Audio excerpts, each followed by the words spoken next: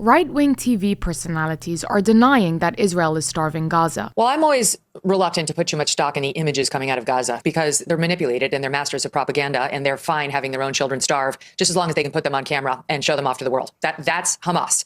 And frankly, it's a lot of Palestinians. A lot of those pictures are propaganda. Yep. They're of children who have some congenital, horrible disease, totally unrelated to lack of food. Yep. Often there's a picture of a mother who's quite chubby at the back with the child. You think, well, that's, hey lady, maybe give some of your food to your kid. Their comments received little pushback on air, but huge backlash online. Users lambasted their dehumanization of Palestinians and compared their denial of starvation to messaging used by the Nazis to justify concentration camp deaths in World War II, where they blamed fatalities on pre-existing illnesses rather than conditions in the camps. But it's not just right-wing outlets that have sparked backlash. The New York Times caused outrage after it edited a story about starvation in Gaza. It noted that severely malnourished 18-month-old Palestinian boy Mohammed Zakaria al-Mutawwak had pre-existing health problems, implying his condition was not due to Israel's blockade of Gaza. Responses noted that Israel's blockade of medicine was just as deadly as its blockade of food. They also made comparisons with the Holocaust, noting that Anne Frank, one of its most well-known victims, died of typhus while imprisoned. But another set of users seized on this mistake, accusing the New York Times of publishing pro-Hamas propaganda and a massive, ugly blood libel against Israel. So why do so many people still deny Israel's starvation of Gaza? While some pro-Israel commentators say there might be food insecurity in Gaza, they claim pictures of severely malnourished children are propaganda, using ill children taken out of context. Yet Israel's blockade of food and medicine is depriving these children of the essential aid that keeps them alive. Disabled children don't disprove starvation in Gaza. In fact, the collapse of healthcare and lack of nutrients means they are most affected by it. But it's not just them. All children under 5 years old, 320,000 kids, are at risk of acute malnutrition. Young children are more vulnerable to starvation because their bodies are still developing and their immune systems are weaker. Some 5,000 children were admitted for malnutrition treatment in just the first 2 weeks of July, a 35% increase from June. But the impact is not limited to them. Aid and news agencies in Gaza have warned their staff are collapsing on duty and are at risk of starvation if Israel does not let aid in. Some commentators